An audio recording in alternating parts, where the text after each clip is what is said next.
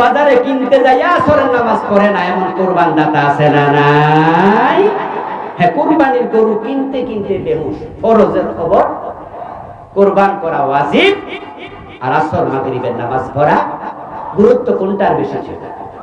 কিন্তু বাংলাদেশি ইসলাম হলো আমরা যেভাবে চাই সেভাবে মানি। এই জন্য দেখা যায় মসজিদ ইসলাম আছে, মাদ্রাসা ইসলাম আছে, মাহফিল ইসলাম আছে, টুপিতে দাঁড়িয়ে ইসলাম আছে, কিন্তু সংসদে ইসলাম নাই, গণভবনে নাই, বঙ্গভবনে নাই, মন্ত্রণালয়ে নাই, আদালত ইসলাম নাই, হাইকোর্টে নাই, সুপ্রিম কোর্টে নাই, শিক্ষা ভবনে নাই, শিক্ষা মন্ত্রণালয়ে নাই, অর্থ মন্ত্রণালয়ে নাই। ইসলাম দিয়ে দেশ চলে না, সমাজ চলে না। মসজিদ মাদ্রাসার ইসলামের নাম শুধু ইসলাম না, ইসলাম কমপ্লিট কোড অফ লাইফ, পুরো জীবন ইসলাম চলতে হবে।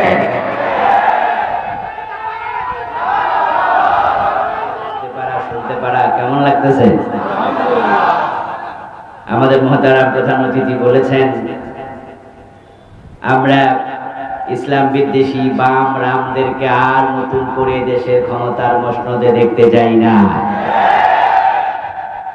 যারা ক্ষমতায় এসে কোরআনের কণ্ঠরোধ করে, আল্লাহ যেহেতু তাদেরকে দেশ ছাড়া করছে, তাদেরকে আর এই দেশে নতুন ভাবে প্রতিষ্ঠিত হতে না দেয়া, এটা আমাদের দায়িত্ব, ঠিক না?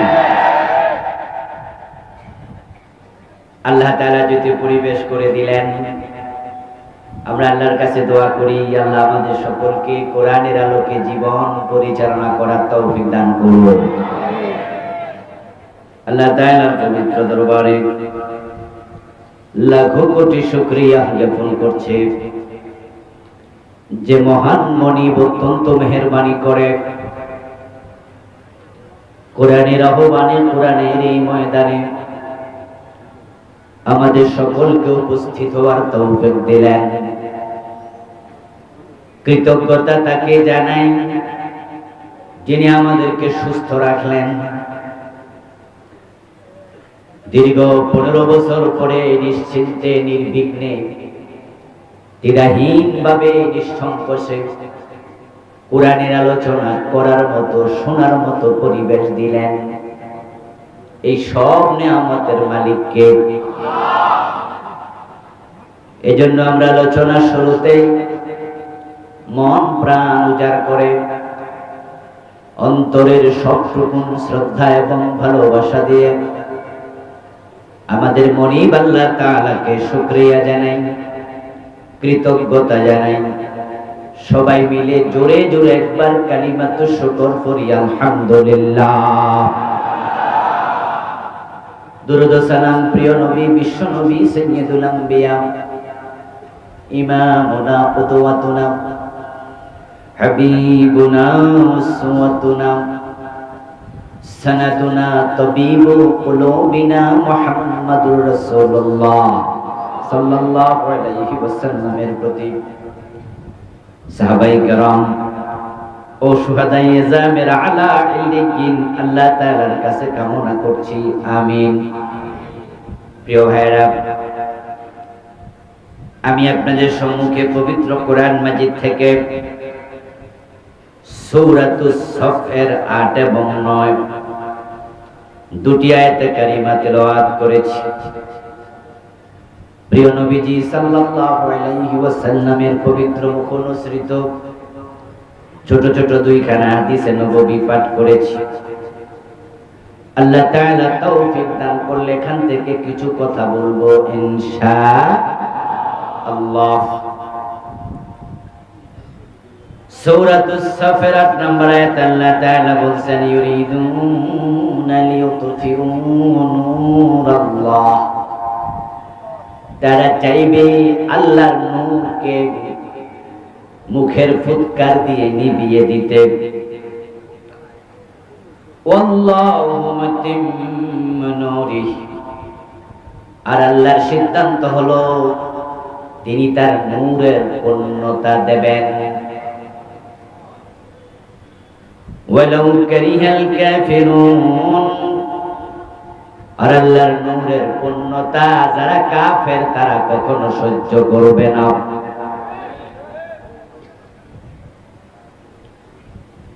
9 নম্বর আয়াতে আল্লাহ বলেন হুয়াল্লাযী আরসালা রাসূলাহু বিল হুদা ওয়া দীনিল হক, তিনি সে মহান সত্তা আল্লাহ যিনি তার রাসূলকে পাঠিয়েছেন কোরআন এবং দ্বীনে হক ইসলাম দিয়ে। লিইয়ুযহিরাহু আলা দ্বীনি কুল্লিহি, কোরআন এবং ইসলাম নিয়ে নবীকে পাঠিয়েছেন, ইসলাম নিয়ে নবী এসেছেন। উদ্দেশ্য হলো মানুষের মন গড়া যত মতবাদ আছে, মত আছে, পথ আছে, দুনিয়ায় প্রতিষ্ঠিত বাতিল ধর্ম আছে, মানুষের বানানো তন্ত্র আছে, মন্ত্র আছে, আইন আছে, সবগুলোর উপরে নবী ইসলাম বিজয় করে দেবেন। ওয়ালাউ কারিহাল মুশরিকুন, আর ইসলাম বিজয়ী হওয়া যারা মুশরিক তারা কখনো সহ্য করবে না। এটা তাদের কাছে যদিও অপছন্দনীয়। প্রিয় ভাইয়ের, এই দুটি আয়াতে কারিমা থেকেই ইনশাআল্লাহ কিছু কথা বলবো। আল্লাহ তাআলা পবিত্র কোরআন মাজিদে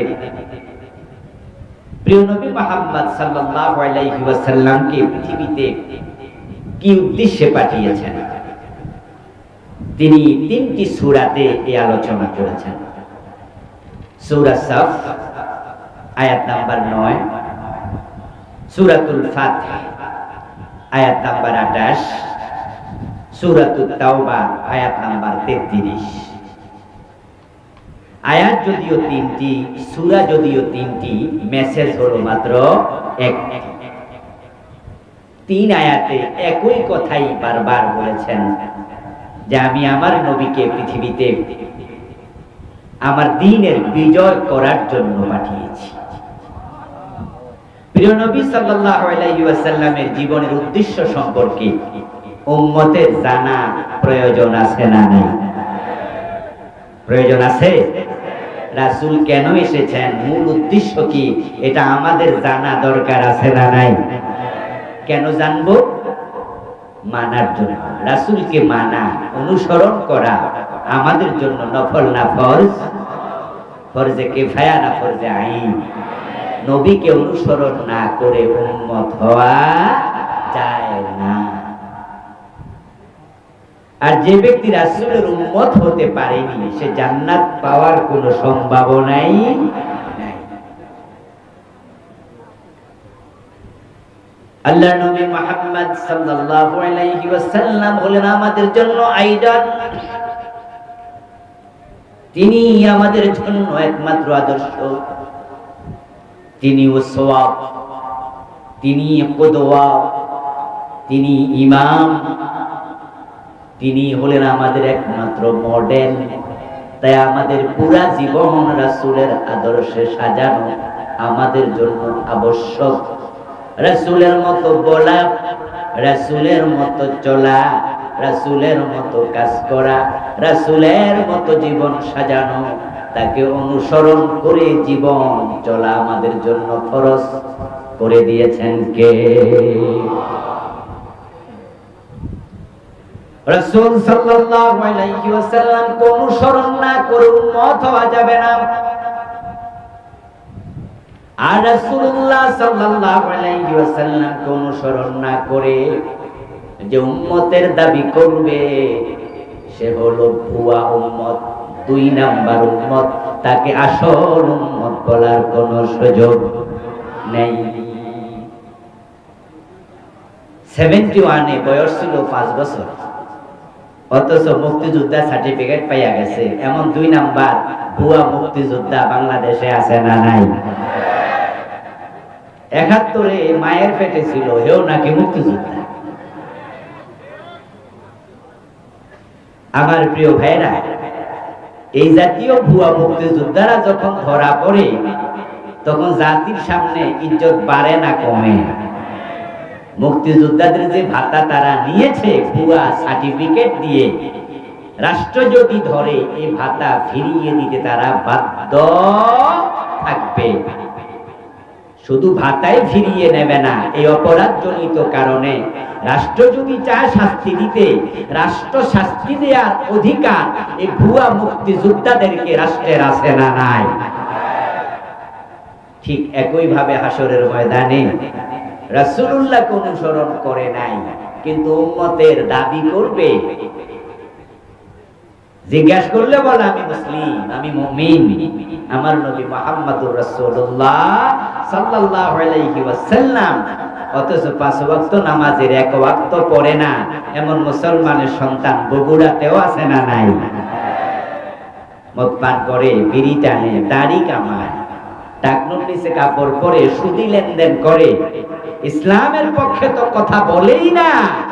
আমরা যারা ইসলামের পক্ষে কথা বলি আমাদেরকে উল্টা রাজাকার বলে গালি দেয়, শুধু ইসলামের কথা বলার কারণে। এই লোকগুলাকেও জিজ্ঞাসা করলে তারাও বলে আমরা মুসলিম, আমরা নবী মুহাম্মদের উম্মত।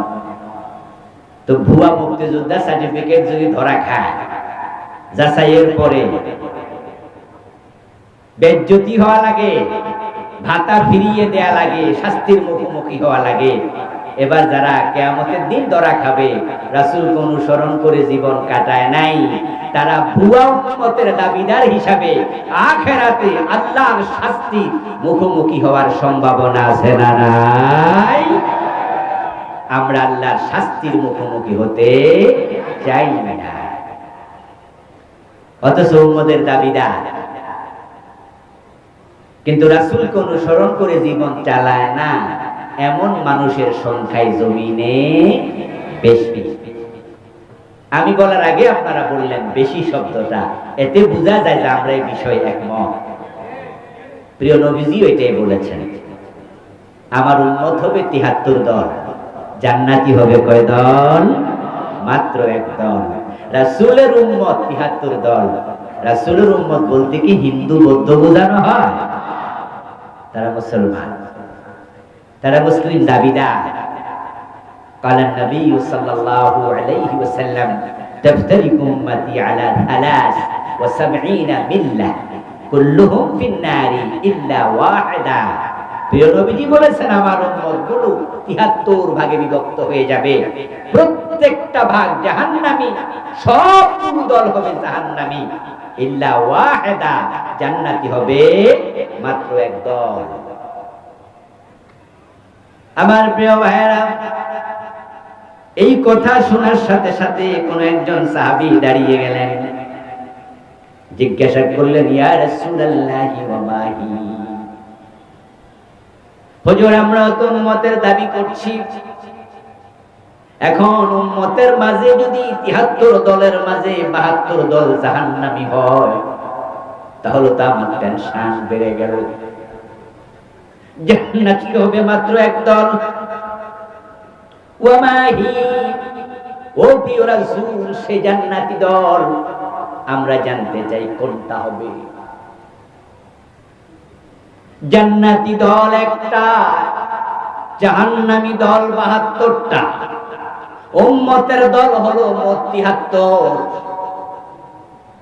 এখন যারা মসজিদের ইমাম আছে কয় আমি কোন দল করি না, বিশ্বায় হয়ে মুরিদ বানায় বলে আমি কোন দল করি না, বিভিন্ন মাদ্রাসার হুজুর আছে, মুহতামিম আছে, প্রিন্সিপাল আছে, বলে আমি কোন দল করি না। অনেক বড় আলেম এলাকায় পরিচিত লোকেরাও জানে উনি কোন দল মল করে না। রাসূল বলে আমার উম্মত ৭৩ দল, আরে হুজুরের কোন দলই নাই, এতে বোঝা যায় হুজুরের নাম উম্মতের ভিতরেই নাই। মুসিবত আছে না নাই? এটা মুসিবত আছে, কিন্তু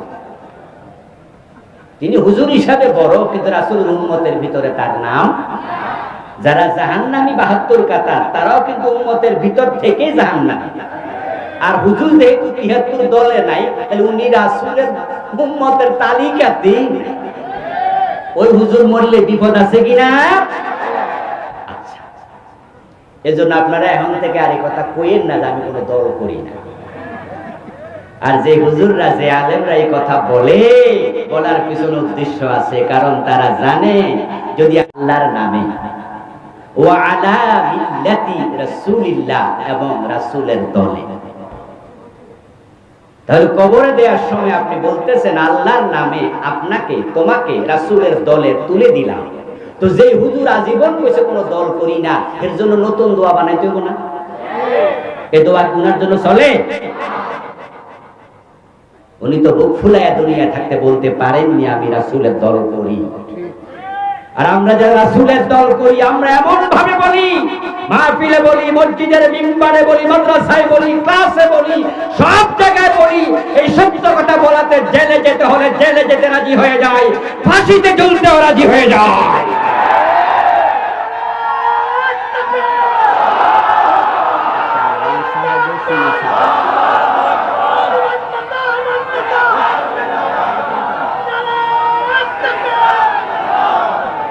আমার প্রিয় ভাইরা,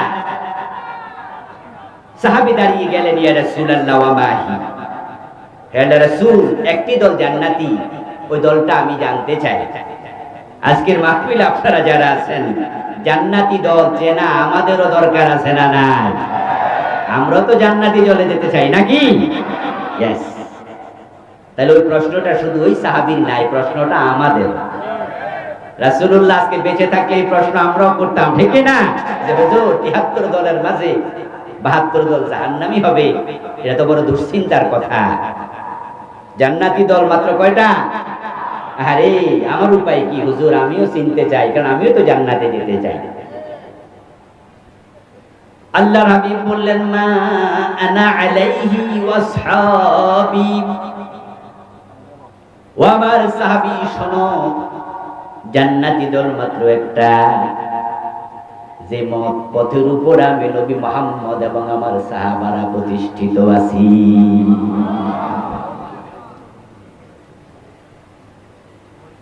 বলেছে মা আনা আলাইহি, যার উপরে আমি নবী মুহাম্মদ আছি, ওয়াসহাবী, এবং যে মত পথের উপর আমার সাহাবারাও আছে। যদি তুমি সেই মত ওই পথের উপরে প্রতিষ্ঠিত থাকতে পারো, তুমি হব জান্নাতি। জান্নাতি দল তাহলে চিনলেন, যেই মত যে পথের উপর রাসূল এবং সাহাবারা প্রতিষ্ঠিত। এবার আপনাদের কাছে আমি মেসেজ দিচ্ছি, আমার রাসূল কিসের উপর প্রতিষ্ঠিত শুনুন। কুরআন মাজিদে আল্লাহ তাআলা বলতেছেন, কুল ইন আত্তাবিউ ইল্লা মা ইউহা ইলাইয়া ইন্নী আখাফু ইন আসাইতু রাব্বি আযাব ইয়াউমিন আযীম। হে নবী, আপনি মানুষকে জানিয়ে দেন, যে ওহী আমার কাছে আসে, ওই ওহীর উপর আমি নবী প্রতিষ্ঠিত, ওই ওহী মানতে আমি নবীও বাধ্য। আমি নবীর দল জান্নাতি দল, আমার দল ওহীর উপরে প্রতিষ্ঠিত। ওহী হলো কোরআন এবং সুন্নাহর নাম। কোরআনের নাম ওহীয়ে মাতলু, হাদিসের নাম ওহীয়ে গায়রে মাতলু। ইন আত্তাবিউ ইল্লা মা ইউহা ইলাইয়া, আমি সেই মত অনুসরণ করি, সেই পথ অনুসরণ করি যা আমার কাছে ওহী হিসাবে আসে। এর বাহিরে আমি নবী যাই না, যাওয়ার কোনো অনুমতি নাই। কেন যাই না শোনো, ইন্নী আখাফু ইন আসাইতু রাব্বি আযাব ইয়াউমিন আযীম। যদি আমি আমার রবের কথার বাহিরে চলে যাই, কিয়ামতের কঠিন ময়দানে আযাবের ভয় আমারও আছে। এই জন্য আমার দল কোরআন সুন্নাহর উপরে, ওহীর উপরে প্রতিষ্ঠিত। যেই হাদিস রাসূল শোনায়, ওই হাদিসগুলো রাসূল বানায়া বলে না, সেটা ওহী। রাসূল বানিয়ে কোনো কথা বলেন, মা ইয়ানতিকু আনিল হাওয়া ইন হুয়া ইল্লা ওয়াহয়ুন ইউহা। তাই তো রাসূলুল্লাহ সাল্লাল্লাহু আলাইহি ওয়াসাল্লামের কাছে মহিলা চোর ধরা পড়ার পরে প্রস্তাব দেয়া হয়েছিল, ইয়া রাসূলুল্লাহ, এই মহিলার হাত না কেটে অন্য কোন শাস্তি দেয়া যায় কিনা। হযরত উসামা বিন যায়েদ রাদিয়াল্লাহু তাআলা আনহুমার এই প্রস্তাবের পর প্রিয় নবীর চেহারা লাল হয়ে গেল। তিনি দাঁড়ায় একটি খুতবা দিলেন, ছোট্ট ভাষণ দিলেন। সাহাবাদেরকে ডেকে ওই ভাষণে প্রিয় নবীজি বললেন, লাওয়ান্না ফাতিমা বিনতা মুহাম্মাদিন সারাকাত ইন্না মুহাম্মাদান লা ইয়াকতাউ ইয়াদাহা। ও আমার সাহাবারা শোনো, এই মহিলা নয়, যদি মুহাম্মাদের মেয়ে ফাতেমা চুরি করে, আমি নবী মুহাম্মদ ফাতেমার হাতটাও কেটেই দেব। কারণ চোর ধরে হাত কাটা এই বিধান দিয়েছেন কে? মান আলাইহি ওয়াসহাবি, জান্নাতি দল সেই দল যেই দল ওহীর উপরে প্রতিষ্ঠিত থাকে। নবী মুহাম্মদ ওহীর উপরে কত শক্তভাবে প্রতিষ্ঠিত। তিনি বলছেন, আমার মেয়ে ফাতেমা চুরি করলে তাকে রেহাই দেওয়ার অনুমতি নাই। এবার আপনাদের কাছে আবার প্রশ্ন, যে নবী আমাদের আদর্শ, নবী মুহাম্মদ ছাড়া আর কোন আদর্শ আছে? অন্য কোন মানুষকে আদর্শ মানা যাবে? This is Islam, this is Islam. Concept clear করতে হবে। বিভিন্ন জায়গায় ব্যানার দেখা যায়, পেস্টন দেখা যায়, লেখা থাকে অমুকের আদর্শের সৈনিক। বিশেষ করে যুবকেরা এগুলো লেখে। এবং বিগত 15টি বছর টেলিভিশনের মাঝে হাজার হাজার না লক্ষ লক্ষ বার প্রচার করা হয়েছে, অমুকের আদর্শের আলোকে বাংলাদেশ তৈরি করা হবে।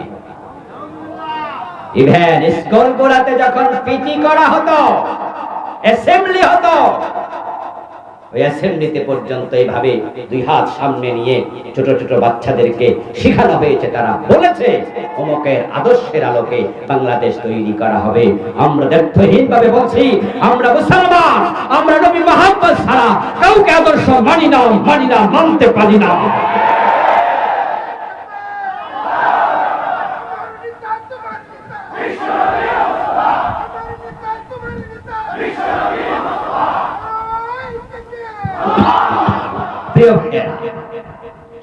ইমানের স্বাদ পায় নাই, না পাওয়ার কারণেই তো রাসূলকে বাদ দিয়া অন্যকে আদর্শ মানা, ঠিক না? ইমানের স্বাদ তারা পায়নি, তারা হতভাগা। এই জন্যই তো আল্লাহরে বাদ দিয়া অন্যের কাছে মাথা নত করে, অন্যকে রব বানায়।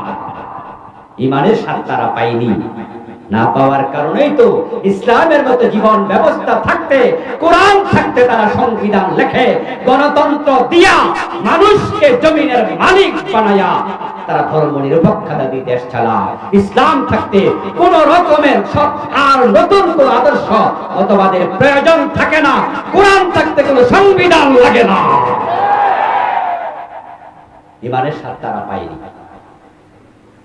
আর যারা পেয়েছে, প্রিয় নবীজি বলেছেন, যাকাতু আমাল ঈমান মান রাদিয়া বিল্লাহি রাব্বান ওয়া বিল ইসলামি দীনা ওয়া বি মুহাম্মাদিন নাবিয়্যান ওয়া রাসূলা। প্রিয় নবী সাল্লাল্লাহু আলাইহি সাল্লাম বলেন, সেই ঈমানের স্বাদ পেয়েছে যে আল্লাহকে রব হিসাবে পেয়ে খুশি। মান রাদিয়া, সে খুশি, সন্তুষ্ট। আমার আল্লাহ থাকতে আর কোনো রব লাগে না। আল্লাহর কাছে মাথা নত যে করে, দুনিয়ার কারো কাছে আর মাথা নত করে না। আল্লাহ দিতে রাজি হয়, আল্লাহ দোয়াতে রাজি হয়। আমরা দেখেছি আমাদের নেতাদেরকে ফাঁসি দেওয়ার আগে তারা প্রস্তাব দিয়েছে, সাদা কাগজ পাঠাইছে, আপনারা মার্সি পিটিশন করুন, প্রেসিডেন্টের কাছে জীবন ভিক্ষা চান। আমাদের নেতারা জবাব দিয়েছে, জীবনের মালিক যিনি, ভিক্ষা চাইলে শুধু তার কাছে চাওয়া হবে, কোন তন্ত্র মন্ত্রওয়ালার কাছে, কোন দেশের নেতার কাছে আমরা জীবন ভিক্ষা চাই না। মান রাদিয়া বিল্লাহি রাব্বা, রব পেয়ে খুশি, ইসলাম পেয়ে খুশি, রাসূলকে আদর্শ হিসেবে পেয়ে খুশি। যার কারণেই তো আল্লাহর জান্নাত পাওয়ার পথে এতটাই তারা অটল অবিচল ছিলেন যে ফাঁসির রশি দেখে সামান্য ভয় পায় নাই, হাসতে হাসতে ফাঁসির মঞ্চে গিয়েছে। আল্লামা শহীদ আমাদের প্রিয়জন মতিউর রহমান নিজামী রাহিমাহুল্লাহ সন্তানের সাথে শাহাদাতের মঞ্চে যাওয়ার আগে কোন পোশাক পরে যাবে মনে হয় শ্বশুর বাড়ি রওনা দিয়েছে, সে আলোকপাত করেছে। শহীদ মীর কাসেম আলী রাহিমাহুল্লাহ শাহাদাতের আগে জেলের কারারক্ষীকে বললেন যে আমার হাতে তো ঘন্টা দেড়েক সময় আছে, তাহলে আমার 1 ঘন্টা পরে আইসা ডাইকেন, আমি ঘন্টা খানেক ঘুমে আলো। জেল থেকে মুক্তি পাওয়া এমন একাধিক ভাইয়ের মুখ থেকে আমি সরাসরি এটা শুনেছি। ওনাদেরকে বলেছেন ওই লোকটা, যেই লোকটাকে মীর কাসেম আলী রাহিমাহুল্লাহ বলছে আমাকে ঘন্টা দেড়েক করে ডাইকা দিয়ে 1 ঘন্টার মতো ঘুমাই, তারপরে প্রস্তুতি নেব। ঘন্টা দেড়েক পরে ফাঁসি, 1 ঘন্টা পরে ডাইকা দিয়ে 1 ঘন্টা ঘুমাই। ওই কারারক্ষী বললেন যে আমি কিছুক্ষণ করে গিয়ে দেখি ঠিকই উনি শুধু ঘুমাচ্ছেন না, উনার নাক ডাকার আওয়াজ শোনা যায়, উনি নাক দেখে ঘুমাচ্ছেন। ঘন্টা খানেক পরে গিয়ে দেখি উনি নামাজে দাঁড়িয়ে আছে, আমি ডাকা লাগে নাই, এর মাঝে সজাগ হইয়া তিনি নফল নামাজ পড়ছেন। আচ্ছা, আপনাদের বিবেকের কাছে আমার প্রশ্ন, যে লোকটা 1.5 ঘন্টা পরে ফাঁসি হবে, এর ঘুমের ট্যাবলেট খাওয়া এত ঘুম লাগানো যাওয়ার কথা না, ঠিক না? টেনশনে তো অস্থির হওয়ার কথা। কিভাবে ঘুম আসে, কিভাবে এটা সম্ভব? ওই যে জাকাত আমালি মানি মাররাদিয়া বিল্লাহি রাব্বা, প্রিয় নবীর হাদিসের বাস্তবতাই বলে ইমানের স্বাদ পেয়েছে সেই জান্নাত আলাকের হিসাবে পেয়ে খুশি। মানুষ যখন মারা যায় তখন সে কার কাছে যায়? মানুষের মৃত্যুর খবর শুনে আমরা বলি ইন্না লিল্লাহি ওয়া ইন্না ইলাইহি রাজিউন। এটা মৃত ব্যক্তির জন্য দোয়া নয়, মৃত ব্যক্তির জন্য দোয়া হলো সালাতুল জানাজা হিয়া দুআউ লিল মাইয়িত। আমরা জানাজার নামাজে দোয়া করি আল্লাহুম্মা ইগফির লি হাইয়িনা ওয়া মাইয়িতিনা ওয়া শাহিদিনা ওয়া গায়িবিনা আল্লাহুম্মা ইগফির লাহু ওয়ারহামহু ওয়া'ফু আনহু ওয়া'আফিহি ওয়া'ফু আনহু ওয়াকরিম নুজুলাহু ওয়াসসি মুদখালাহু ওয়াদখিলহুল জান্নাহ। এই দোয়া আমরা করি জানাজার নামাজে দাঁড়ায়া। তাহলে মৃত্যুর খবর শোনার সাথে সাথে যেটা পড়লাম সেটা কি? সেটা হলো আত্মস্বীকৃতি। আপনি বললেন ইন্না লিল্লাহ, আমরা সবাই আল্লাহর জন্য, ওয়া ইন্না ইলাইহি রাজিউন, আমরা সবাই তার কাছে ফিরে যাব। শহীদ মীর কাসেম আলী জানেন কিছুক্ষণ পর আমার ফাঁসি, আমার দিদার হবে আকাশের মালিক আরশের মালিক, আমার প্রেমিক আমার আল্লাহর সাথে। টেনশন কি? তাই নাক ডেকে ঘুমাতে পারে। আর যেই অভিযোগ উনাকে ফাঁসি দেয়া হলো, ওই অভিযোগগুলো মিথ্যা। দুনিয়ার কেউ যদি নাও জানে, যাকে ফাঁসি দেয়া হয়েছে সে তো জানে যে এর সাথে আমার কোনো সম্পর্ক নাই। আচ্ছা ভাই, আপনাকে যদি বিনা দোষে কেউ গুলি করে মেরে ফেলে অথবা বিনা দোষে আপনারা ধরে নিয়ে ফাঁসি দেয়, তাহলে আপনার মৃত্যুটা কি স্বাভাবিক মৃত্যু না শাহাদাত? মাশাআল্লাহ, কথা বলেন না, কথা বলেন। আপনার কথা বলছেন। আপনাকে যদি কেউ ধরে নিয়ে বিনা দোষে ফাঁসি দিয়ে দেয়, ধরে নিয়ে গুলি করে দেয়, দোষ নাই, তাহলে আপনিও জানেন যে আমার এই মৃত্যুটা স্বাভাবিক মৃত্যু না, এটা শাহাদাত। তো মীর কাসেম আলী রাহিমাহুল্লাহ, শহীদ মতিউর রহমান নিজামী রাহিমাহুল্লাহ, আব্দুল কাদের মোল্লা, আলী হাসান মোহাম্মদ মুজাহিদ সহ যাদেরকে ফাঁসি দেওয়া হয়েছিল, জুডিশিয়াল কিলিং করা হয়েছিল, মিথ্যা অপরাধে দুনিয়ার সর্বনিকৃষ্ট মিথ্যা মামলায় তাদেরকে নিহত করা হয়েছে, তারা জানে এর সাথে তাদের কোনো সংশ্লিষ্টতা নাই, তাই তারা ভয় পায় নাই, হাসতে হাসতে গিয়েছে, শাহাদাতের আগে ঘুমাইতে পেরেছে। তারা জানে এটা শাহাদাত, শাহাদাত, শাহাদাত, আর শাহাদাতের চেয়ে সেরা কোনো মৃত্যু হতে পারে না।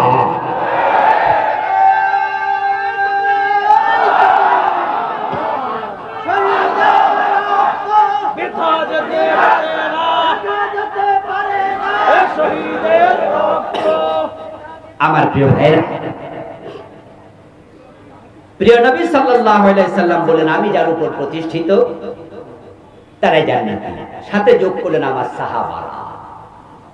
এবার একটু আমরা আসি এদিকে। আমাদের আমল, আমাদের চিন্তা, আমাদের ঈমান এর সাথে সাহাবীদের মিল দরকার আছে না নাই? ইয়েস। সাহাবায়ে কেরামকে আমরা অনুকরণীয়, অনুসরণীয় বলে থাকি। আমরা তাদের থেকে ইসলাম শিখি, তাদের থেকে ইসলাম শিখতে বলি। এজন্যই তো ফারুক আজম ওমর যেভাবে দেশ চালাইছে, ইসলাম দিয়ে সেভাবে দেশ চালানোর জন্য আমরা পাগল পাড়া হয়ে আছি।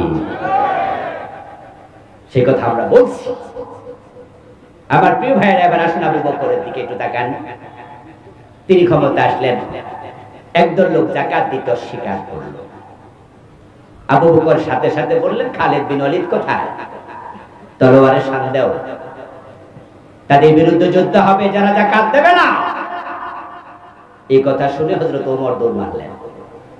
ওমর এসে বললেন, আবু বকর, খলিফাতুর রাসূলুল্লাহ সাল্লাল্লাহু আলাইহি ওয়াসাল্লাম, আপনি কাদের বিরুদ্ধে যুদ্ধের ঘোষণা দিলেন? এই লোকগুলো তো পাঁচ ওয়াক্ত নামাজ পড়ে। আহা, যাকাত হয়তো দেবে না বলছে, কিন্তু নামাজি মানুষ তো, কালেমাওয়ালা তো, ওদের সাথে যুদ্ধ করবেন কেমনে? কি বুঝলাম না। আবু বকর সাথে সাথে বললেন, লাউ কাতিলান্না মান ফাররাকা বাইনাস সালাতি ওয়াজ যাকাত। যারা নামাজ পড়তে রাজি, যাকাত দিতে রাজি নাই, আল্লাহর বিধানের মাঝখানে পার্টিশন তৈরি করে, আবু বকর তাদের সাথে যুদ্ধ করবে। ওমর, এই বিষয়ে আপনার পরামর্শ আমি শুনব। সাথে সাথে যোগ করলেন। আবু বকর এবার বলছেন, শুনুন, লাউ মানাউনি ইয়াকালান কানু ইউদ্দুনাহু ইলা রাসূলিল্লাহি সাল্লাল্লাহু আলাইহি ওয়াসাল্লাম লাকাতালতুহুম আলা মানহি। শুনুন ওমর, আমি যুদ্ধ করব তাদের সাথে, খবর তারা যদি শুনে ভয় পেয়ে যায়, তারা সিদ্ধান্ত পরিবর্তন করে আমার কাছে মেসেজ পাঠায়, আবু বকর আপনি আমাদের সাথে যুদ্ধ করবেন না। ঠিক আছে, ঠিক আছে, আমরা যাকাত দিতে রাজি, তবে জাকাতের ওট দেব কিন্তু রশি দেব না, জাকাতের গরু দেব কিন্তু রশি দেব না। অথচ তারা রাসূলের জামানায় জাকাতের ওটও দিত, ওট বেঁধে নেয়ার জন্য মদিনা পর্যন্ত রশিও দিত। লাকাতালতুহুম আলা মানহি। আবু বকর ওটের রশির জন্য যুদ্ধ করবে। এতটুকু কথা শোনার সাথে সাথে ওমর রাদিয়াল্লাহু তাআলা আনহু নিজের সিদ্ধান্ত প্রত্যাহার করে বললেন, আমি তখনই বুঝলাম আল্লাহ তাআলা হক অনুধাবনের জন্য আবু বকরের অন্তরকে সেদিন খুলে দিয়েছিলেন। প্রিয় নবী, ইসলাম যাহা, সেই ইসলামের মাঝে সামান্য হেরফের করা হবে, এটা মানা যাবে না। এটাই হচ্ছে ইসলামের মূল কনসেপশন। এটাই আবু বকর বুঝেছে। রাসূল যাহা মেনেছে, কোরআনের উপরে ছিল, হাদিসের উপর চলেছে, ওহীর উপর থেকেছেন, আবু বকর তার উপরেই ছিলেন। মা আনা আলাইহি ওয়াসহাবি। এক চুল পরিমাণ নড়েন নাই, যাবি রশির জন্য যুদ্ধ করবে। এবার একটু আসুন আরো সামনে। হযরত ওমর প্রেসিডেন্ট, ওনার ছেলে আবু শাহামা মদ পান করল। ওমর রাদিয়াল্লাহু তাআলা আনহুর ছেলে আবু শাহামা মদ পান করার কারণে প্রেসিডেন্টের ছেলে হিসাবে মাপ পেয়ে গেছে। কথা বলতে হবে, মাপ পেয়েছে। আবু শাহামাকে ৮০ বেত্রাঘাত করা হয়েছে এবং সে শাস্তি ডাবল দেওয়া হয়েছে। তারিখ ইসলামীতে এসেছে, ঘটনাটি ঘটেছিল মূলত মিশরে। Abu শাহামা as a man, he was a good person. ভাববেন না তিনি খারাপ মানুষ ছিলেন, তিনি ভালো মানুষ ছিলেন। এবং ওই ঘটনাটি ঘটেছিল মিশরে, ইসলামী একটি জেহাদি কাফেলার সাথে সংশ্লিষ্ট অবস্থা। উনি যুদ্ধ করতে গিয়েছিলেন, মূলত জেহাদে গিয়েছিলেন। পিপাসা লেগেছিল, যুদ্ধের ফাঁকে ময়দানে পিপাসায় কাতর অবস্থায় তাঁবুতে ঢুকে পানি পান করে গলাটা ভিজাবেন, সামনে পেলেন খেজুর ভিজানো পানি। যদি আদা পাকা খেজুর পানিতে ভিজায় একদিন দুদিন, তাহলে ওই পানিটা হালকা লাল হয়ে যায়। হালকা মিষ্টি মিষ্টি শরবতের মতো। এটার আরবিতে নাম হলো নবীজ। আর নবীজ পান করা জায়েজ, এটা শরবত।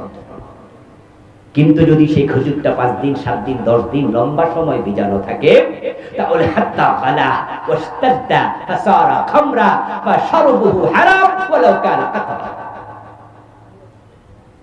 যখন আঙ্গুর, খেজুর, জব দীর্ঘ সময় ভিজানো থাকে, তখন তার উপরে ফেনা তৈরি হয়, জোশ, এর মাঝে মাদকতা আসে। আর যখন এটা মদে পরিণত হয়, ফাসারা খামরা ফাশরবুহু হারাম, এখন এটার এক ফোঁটা খাওয়া জায়েজ না, এটা হারাম, এটা নিষেধ। আবু শাহামা তাবুতে ঢুকে তিনি নবীজ মনে করলেন, তাড়াহুড়া ছিল, তাই তিনি ডকডক করে পান করে নিলেন। এটা যে মাদক হয়ে গেল, খমর হয়ে গেল, জোশ এসে গেল, তিনি বুঝেন নাই। কিছুক্ষণ পরে তো মাতলামি শুরু করলেন। লোকজন দেখে ইন্না লিল্লাহি ইন্না ইলাইহি পড়া শুরু করলো। মুজাহিদরা হায় হায় হায়, ওমরের ছেলে যুদ্ধের মাঠে এসে মদ পান করে মাতলামি করছে, হলোটা কি? আবু শামার যখন হুঁশ ফিরে আসলো, আবু শামা শুনলেন। শুনে তিনি তখন বাস্তব কথাটা বললেন, ভাইয়েরা, আমি তো নবীজ পান করছি, মদ তো পান করি নাই, কিন্তু তোমরা বলতেছো আমি নাকি মাতলামি করছি, তাহলে তো বোঝা গেল এটা নবীজ ছিল না। এখন কি হবে? মদিনায় যদি এই খবর যায়, বাবা ওমর যদি আমার এই প্রশ্ন করে, আমি কি জবাব দেব? এই জন্য তিনি কাফেলার সাথে মদিনায় ফিরলেন না। তিনি চলে গেলেন।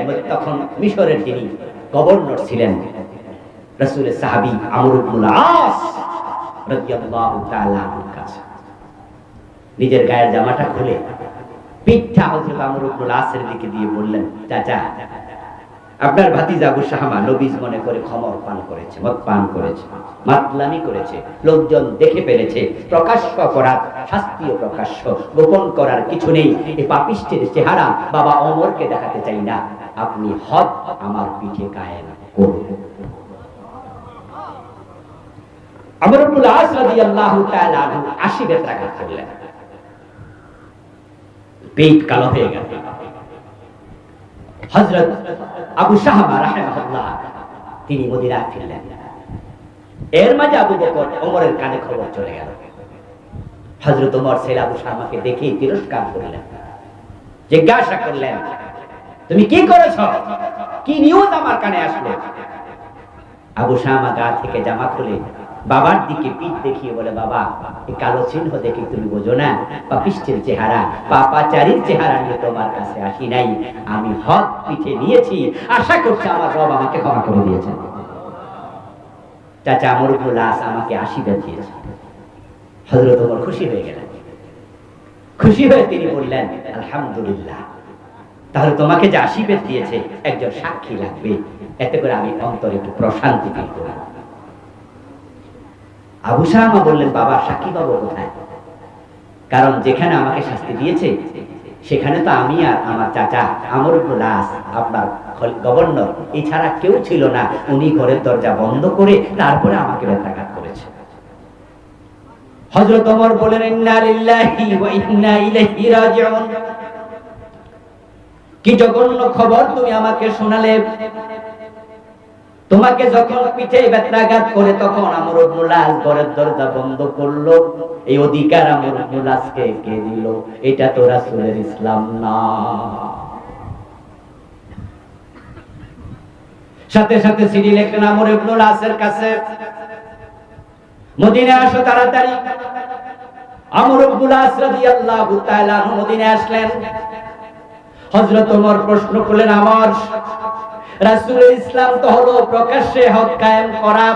কোরআনে সূরা নূর আল্লাহ তাআলা আমাদের শিখিয়েছেন, ওয়ালিয়াশহাদ আযাবাহুমা তায়েফাতুম মিনাল মুমিনিন।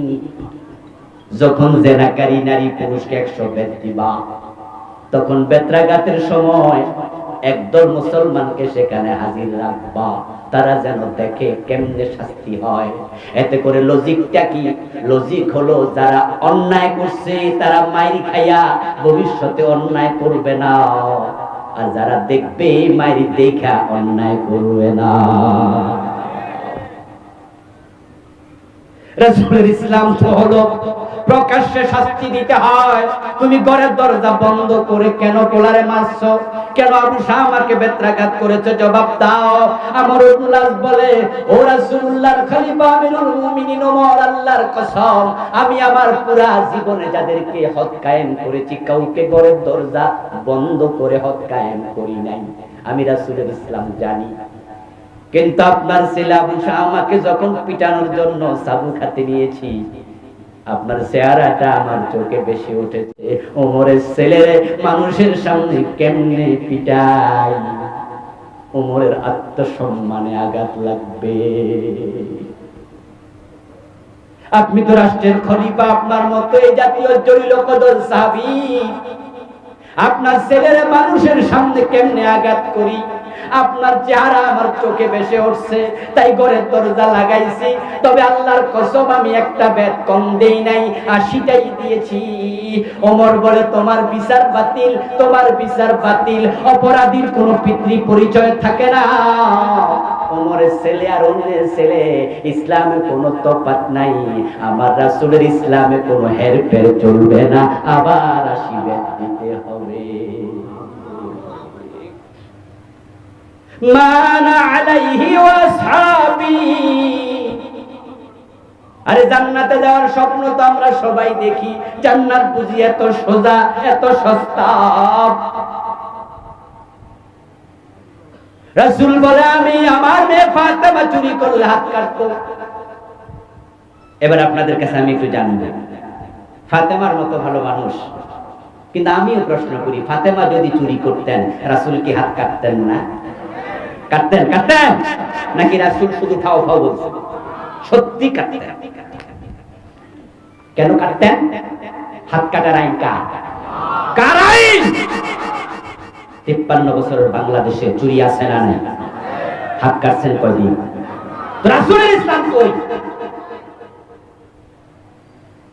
রাসূল যদি আমাদের আদর্শ হতো, 53 বছর এই ধর্মনিরপেক্ষ সংবিধান দিয়ে বাংলাদেশ সরার কথা ছিল না। আল্লাহর কোরআনের আইন কবেই তো কায়েম হয়ে যাওয়ার কথা। রাসূলকে আমরা আদর্শ কয়জনে মেনেছি? আবু বকর সিদ্দিক বলেন, আমি ওটে রশির জন্য জিহাদ করব। আর বাংলাদেশে যাকাত ব্যবস্থা চালু আছে তো? রাষ্ট্রীয়ভাবে চালু আছে। আবু বকর সিদ্দিক রশির জন্য জিহাদ করবে, আর আমাদের 53 বছরে যাকাত নামক অর্থ ব্যবস্থা নাই। আর আমরা হুজুররাও নাকে তেল দিয়ে ঘুমাচ্ছি। এটা নাকি 92% মুসলমানের দেশ, এটা নাকি ওলিয়া ওলিয়ার দেশ, এটা নাকি টুপিওয়ালা দাড়িওয়ালা দেশ, এটা নাকি ভটকিদের দেশ, এটা নাকি তাবলীগের দেশ, এটা নাকি পীরের দেশ। সব ঠিক আছে, কিন্তু ইসলামের দেশ হতে পারে নাই। এতে প্রমাণিত হয় আমরা 72 দলে ঢুকে গিয়েছি কিনা হিসাব করা দরকার।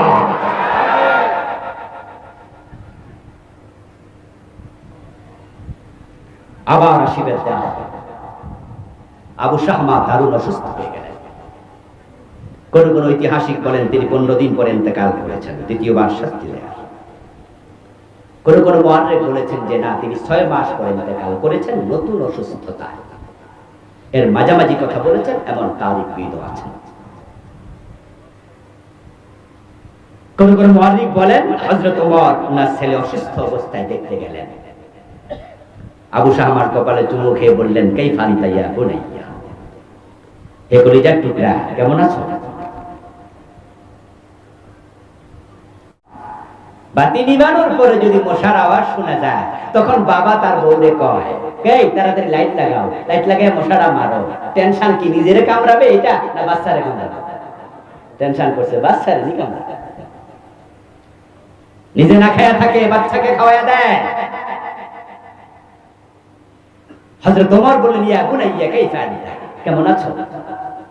আবু শামা জবাব দিলেন, একই জবাব, একই শব্দ, ইয়া আবাতি তাকতুলুনি, হে আমার প্রিয় পিতা, আপনি আমার ডাবল শাস্তি দিয়া আপনি তো মৃত্যুর মুখোমুখি করে দিলেন আমাকে। হযরত ওমর বলেন, ইযা কাইতা রাব্বাক ফাখবিরহু ইন্না উমারা কামানিল হাদ্দা।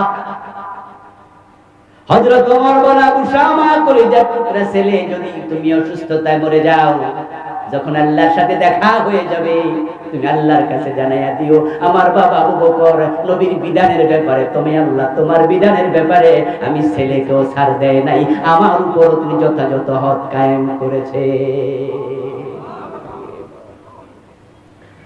মান আলাইহি ওয়াসহাবি, সাহাবারা দেখো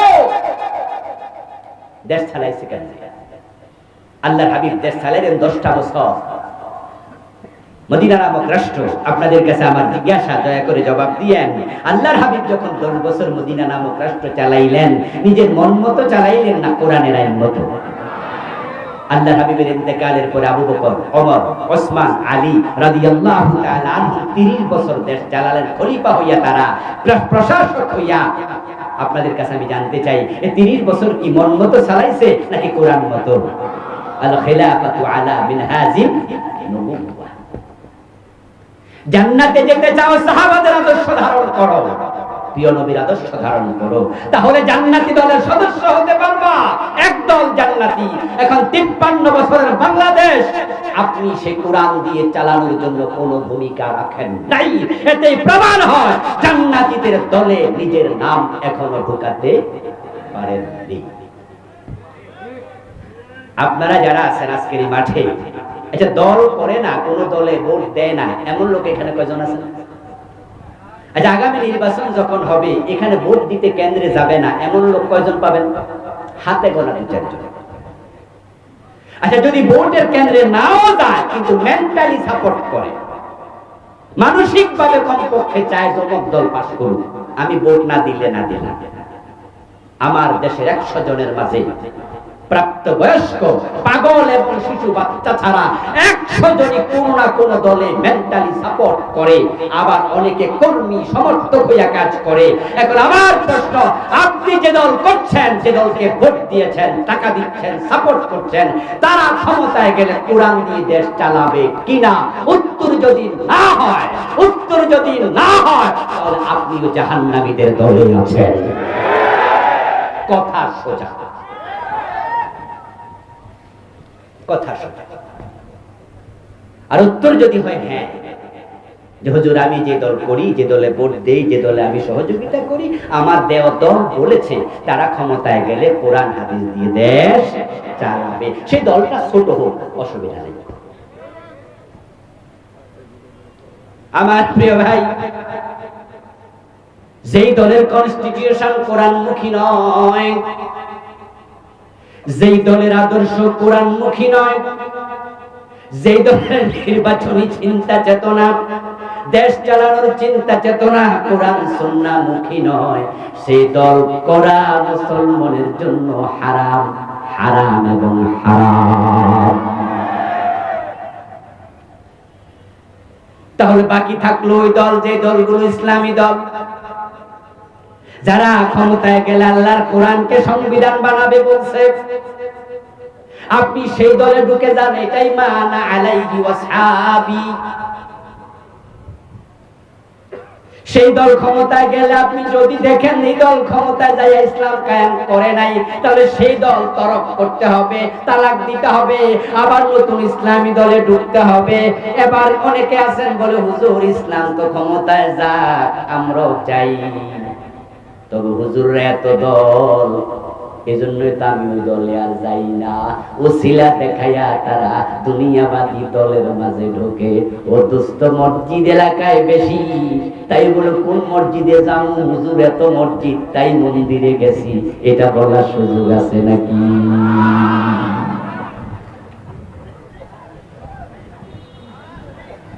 হুজুর আপনারাই তো এক হইতে পারে না, আপনারা যে 14, 15, 20 দল, এই জন্য না আমি বিএনপি করি, আওয়ামী লীগ করি, জাতীয় পার্টি করি না। তো হুজুর আপনারা লগে আমরাও তো আছি, তবে আপনারা আগে এখন তারপরে।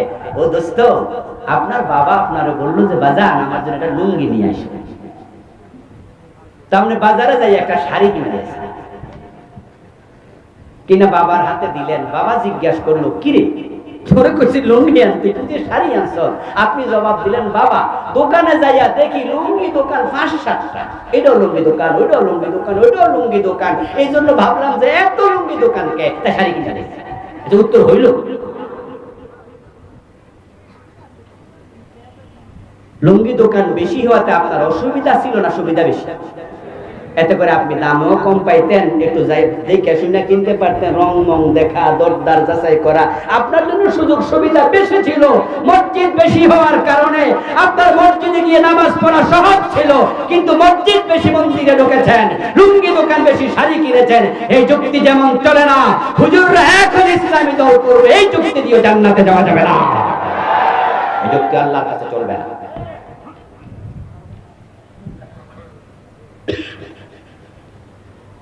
রাসূলুল্লাহ সাল্লাল্লাহু আলাইহি ওয়াসাল্লামকে অনুসরণ করা, সাহাবীদেরকে অনুসরণ করা জান্নাতে যাওয়ার মাধ্যম। অনুসরণ রাসূলকে করতেই হবে। যখন আমাদের দেশে প্রিয় নবীর অনুসরণের আওয়াজ আসে, কথা আসে, তখন লোকেরা খুশি হয়, বিশেষ করে মাহফিলে। কারণ তারা মনে মনে ভাবে রাসূলকে অনুসরণ করে তো মসজিদে ডান পা দিয়া ঢুকি, বাম পা দিয়া বের হই। রাসূলকে অনুসরণ করার কারণে তো মুখে দাড়ি, মাথায় টুপি। রাসূলকে অনুসরণ করার কারণে তো বুকের নিচে হাত, বুকের নিচে, বুকের উপর, নাভির নিচে হাত বাঁধি। রাসূলকে অনুসরণ করার কারণে তো মাহফিলে এসে মাটির মাঝে বসে আছি, কোরআনের কথা শুনি। তাহলে জান্নাতি দলে তো আমিও আছি। রাসূলের সাথে জান্নাতে যাওয়ার সুযোগ আমারও আছে। আত্মবিশ্বাস তৈরি হয়, এটা ভালো, এটা ভালো। কারণ রাসূলকে যারা অনুসরণ করবে, রাসূল নিজেই বলেছেন তারা জান্নাতে আমার সাথে যাবে।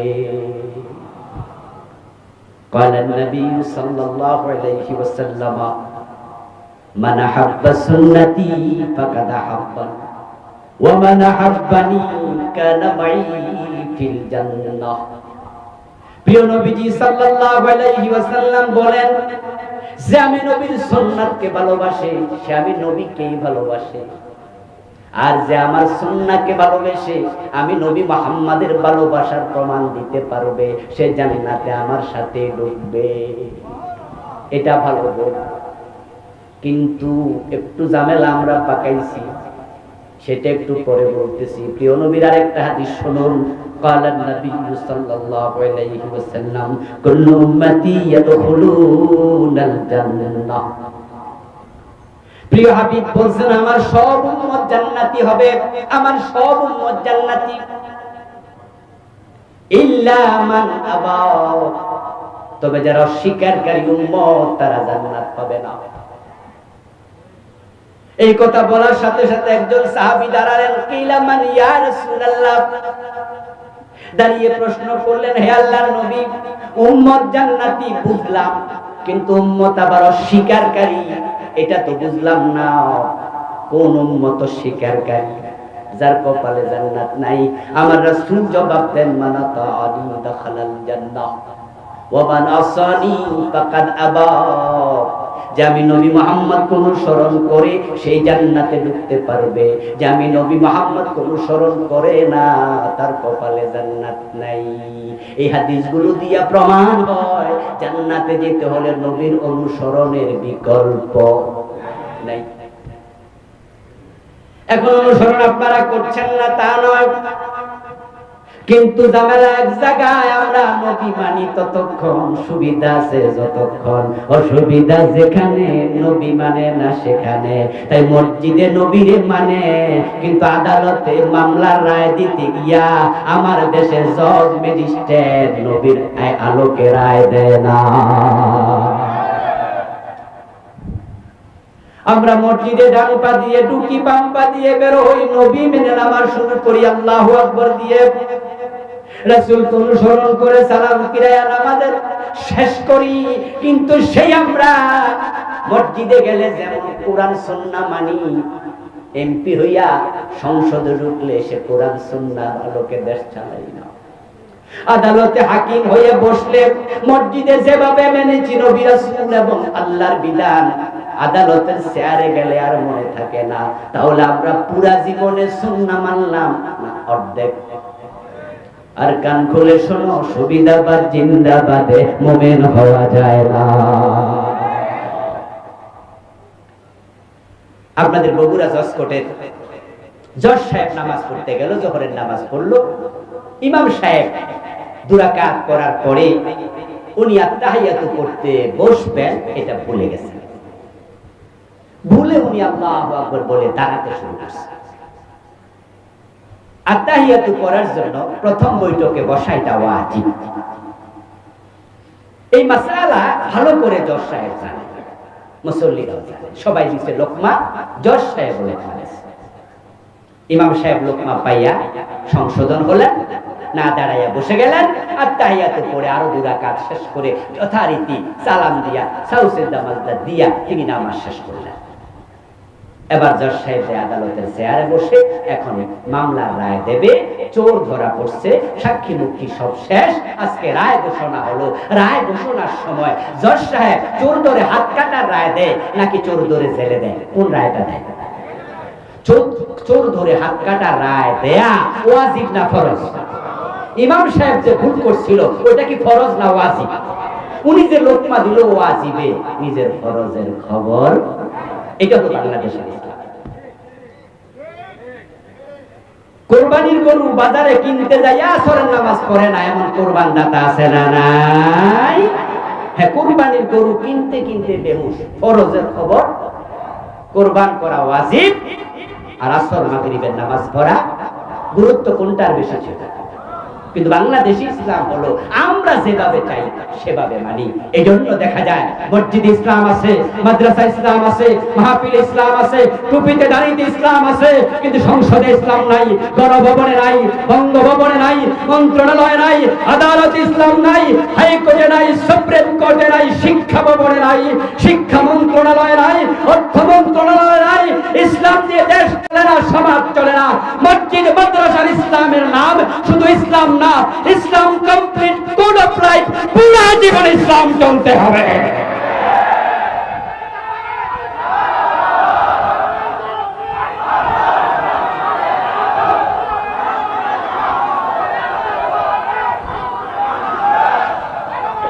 আমার প্রিয় ভাইয়েরা, রাসূলুল্লাহ সাল্লাল্লাহু আলাইহি ওয়াসাল্লাম মসজিদের ইমাম ছিলেন, রাষ্ট্রের নেতা ছিলেন।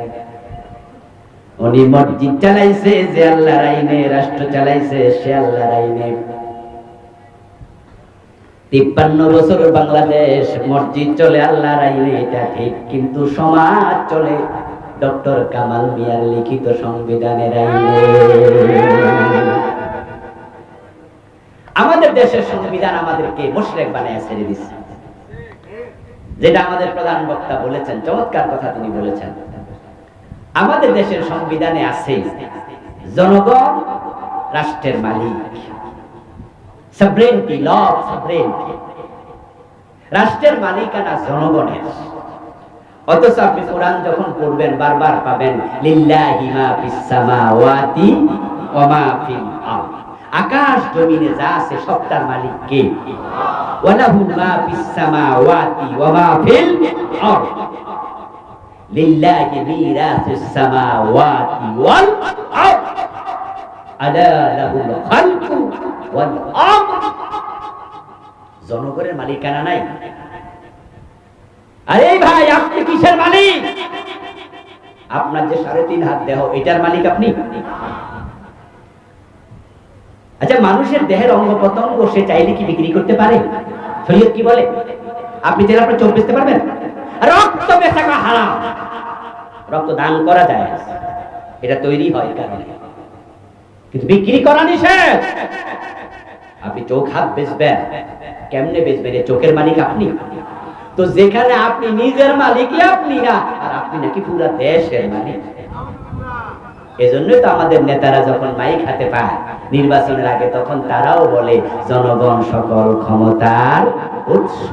আল্লাহর কোরআনের সাথে পুরা সাংঘর্ষিক কথা সংবিধানে ঢুকাইয়া 53 বছর ধরে তারা দেশ চালাচ্ছে।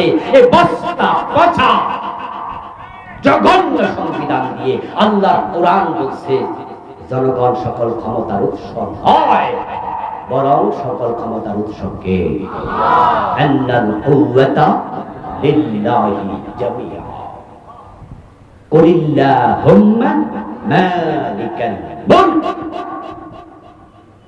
আমার প্রিয় ভাই, আলহামদুলিল্লাহ, দীর্ঘ 53 বছর পরে আল্লাহ আমাদেরকে আবার সুযোগ দিয়েছেন। 5ই আগস্টের বিপ্লবের পর এমন সুযোগ বাংলার মুসলমানের হাতে আল্লাহ তুলে দিয়েছেন। এই সুযোগ এই 53-52 বছরে আর আসে নাই। 71 এ স্বাধীন হলো, 72 সংবিধান লেখা হলো।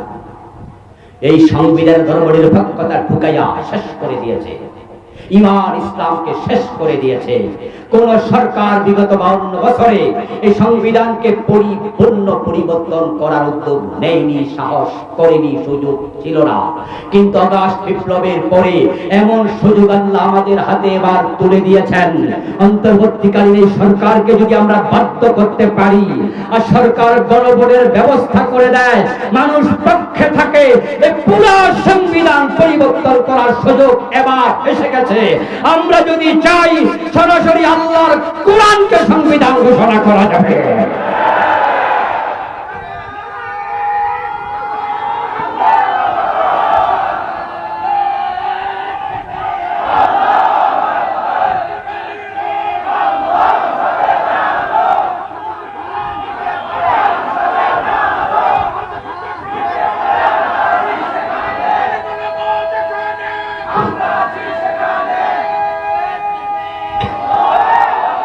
আমার প্রিয় ভাইয়ের, আল্লাহর কোরআন সংবিধান হোক, এটা আপনারা চান কিনা?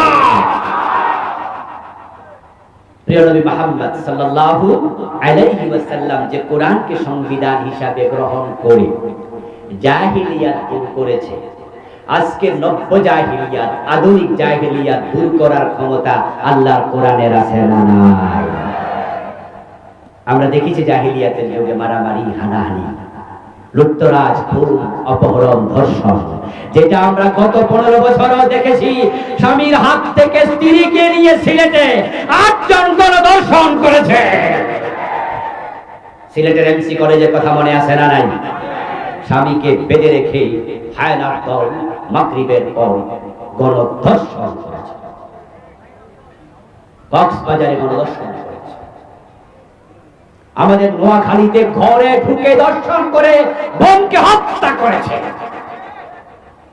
খুন রাহাজারি চিন্তায় নব্য জাহিলিয়াত, প্রিয় নবীজির কোরআনের মাধ্যমে সে জাহিলিয়াত দূর করে আল্লাহর হাবিব ঘোষণা করেছেন, শেষ দিকে সে খায়রুল কুরুনি।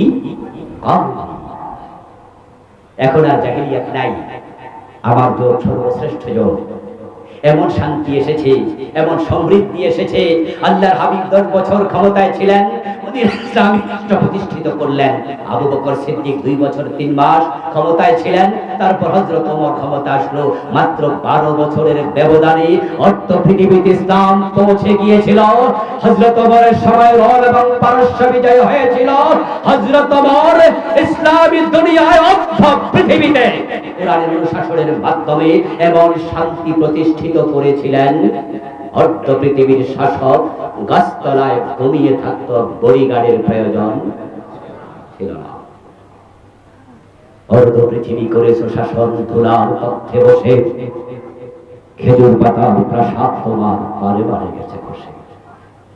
মদিনা থেকে জেরুজালেম পর্যন্ত হযরত ওমর সফর করেছেন, সাথে ওটের রশি টানার জন্য মাত্র একজন ভৃত্য ছিল।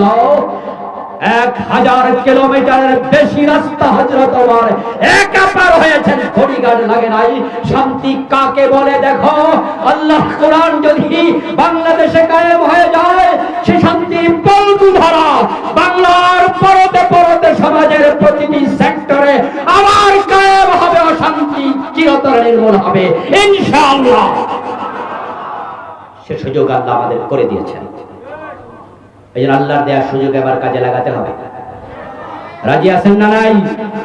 রাজি আছেন না নাই? চুরি থাকবে না। আরে চোরে তো থাকবে না, চুরি থাকবে কেন? ইসলাম যখন আসবে, যাকাত ভিত্তিক অর্থ ব্যবস্থা কায়েম হয়ে যাবে। যখন যাকাত ভিত্তিক অর্থ ব্যবস্থা হযরত ওমর কায়েম করেছিলেন, আল্লাহর হাবিব আবু বকর কায়েম করেছিলেন। আমরা ইসলামের ইতিহাস পড়লে দেখি, যাকাত বিভাগের কর্মচারী কাদের মাঝে যাকাতের টাকা নিয়ে ঘুরে যাকাত খাওয়ার লোক নাই। তো খাদমিনা বিয়াইহিম ফাতুলাতু ইলা ফুকারাইহিম, গরিবরা যাকাতের টাকার জন্য ধনীর বাড়িতে যাবে, একটি যাকাতের শাড়ির জন্য লাইনে দাঁড়িয়ে রোদে পূর্বে বৃষ্টিতে ভিজবে, অতি ধাক্কায় পদপিষ্ট হয়ে মারা যাবে, এটা হবে না। বরং গরিবদেরকে খুঁজে খুঁজে বাড়িতে গিয়ে জাকাতের টাকা পৌঁছিয়ে দেওয়া হবে ইনশাআল্লাহ। ইসলাম তাই করেছে, ইসলাম তাই করেছে। সমৃদ্ধি আসবে, শান্তি আসবে। প্রিয় নবীজি সাল্লাল্লাহু আলাইহি ওয়াসাল্লামের জীবনের লক্ষ্য দিনের বিজয়, এবং তিনি সেটা করেছিলেন। মক্কায় পাড়েননি 13টি বছর, কারণ মক্কায় তারা সিদ্ধান্ত নিয়েছিল প্রিয় নবীকে কোরআন নিয়ে তার মক্কার সংসদ দারুন নাদওয়ায় ঢুকতে দেবে না, বরং তারা সিদ্ধান্ত নিয়েছিল দারুন নাদওয়ার মিটিংয়ে তাসমাউ লিহাযাল কোরআন, তাদের সিদ্ধান্ত আল্লাহ জানিয়ে দিয়েছেন, তারা বলেছিল কোরআন শুনতে যেও না। সিদ্ধান্ত এখানে শেষ নয়, ওয়াল গাউফিহি লাআল্লাকুম তাবলিগুন। সিদ্ধান্তের দ্বিতীয় অংশ হলো কোরআন তো শুনতে যাবেই না, বরং কোরআনের তেলাওয়াত যেখানে হবে, আলোচনা যেখানে হবে, সেখানে গন্ডগোল বাঁধাইয়া দেবে। আবু জেহেলরা যে সিদ্ধান্ত নিয়েছিল, তাদের যে চরিত্র ছিল, গত 15 বছরে আমরা দেখেছি এই সরকার পতিত স্বৈরাচার, তাদের চরিত্রের সাথে আবু জেহেলদের বড় মিল পাওয়া যায়। এই মাঠেও কি খোলা ময়দানে এইভাবে আজকের মতো গত 15 বছরে তাফসীর মাহফিল করা গেছে? এই জাতীয় বক্তাদেরকে আনতে পারছেন? এই জাতীয় নেতারা কি মাঠে এইভাবে বসার কোনো পরিবেশ ছিল? বরং আমরা দেখেছি গত 15 বছরের তাফসীর মাহফিল, ওয়াজ মাহফিল যেখানে হতো, সেখানে অনুমতি ছাড়া হতে দিত না, বরং তারা কি করত, টিউনুর কাছে যাও, ডিসির কাছে যাও, ওসির কাছে যাও, এসপির কাছে যাও, নেতার কাছে যাও। এমন নেতাকে সভাপতি বানাতে হতো যে নেতা সূরা ফাতিহা বিশুদ্ধভাবে তেলাওয়াত করতে পারে না। কিন্তু আল্লাহর শুকরিয়া, এখন খোলা ময়দানে নিশ্চিন্তে কোরআনের কথা বলা যায়। আবু জেহেলরা যেভাবে পরাজিত হয়েছে, নতুন আবু জেহেলদেরকে আল্লাহ সেভাবে পরাজিত করে দিয়েছে।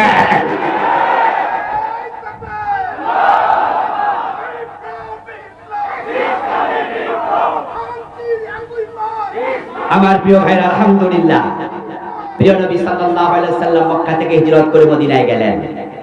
যাওয়ার পথে দোয়া করলেন, ওয়াজআলনি মিন লাদুনকা সুলতানান নাসির, আল্লাহ তুমি সাহায্য করো রাষ্ট্র শক্তি দিয়ে। আল্লাহর নবী যদি রাষ্ট্র শক্তি দিয়ে ইসলামী রাষ্ট্রের জন্য আল্লাহর কাছে দোয়া করতে পারেন, বাংলাদেশ ইসলামী রাষ্ট্র কায়েমের জন্য আমাদেরও দোয়া করা দরকার আছে না নাই? দোয়া তো করেই না, বরং যারা ইসলামী রাষ্ট্র চায় ওরারে উল্টা বদদোয়া, ওরারে টিটকারি করে। হুজুর মানুষ আবার কিসের রাজনীতি, হুজুররা আবার কিসের ক্ষমতা, অথচ আমার নবী নিজে আল্লাহর কাছে ক্ষমতা চায়, এবং সেটা কোরআন মাজিদের আয়াত। ইসলামী রাষ্ট্র রাসূল মদিনায় প্রতিষ্ঠিত করলেন, জীবনের লক্ষ্য পূর্ণ করলেন। এখন রাসূলের সাথে জান্নাতে যেতে হলে রাসূলের জীবনের লক্ষ্য দ্বীনের বিজয়, আমাদের জীবনের লক্ষ্যটাকে দ্বীনের বিজয় কেন্দ্রিক করা দরকার আছে না নাই? আল্লাহ তাআলা আমাদের সকলকে তার দ্বীন বিজয়ের প্রিয় নবীর জীবনের লক্ষ্যের সাথে জীবনের লক্ষ্য বানিয়ে বাংলার এই ভূখণ্ডে আল্লাহর কোরআনের রাজ প্রতিষ্ঠা করার জন্য হিম্মত নিয়ে, সাহস নিয়ে সামনে ভূমিকা রাখার তৌফিক দান করুন বলি আমিন। হাদা মা'ইন্দি ওয়াল ইলমু ইনদাল্লাহ আলাইহি তাওয়াক্কালতু ওয়া ইলাইহি উনীব। আল্লাহ হাফেজ।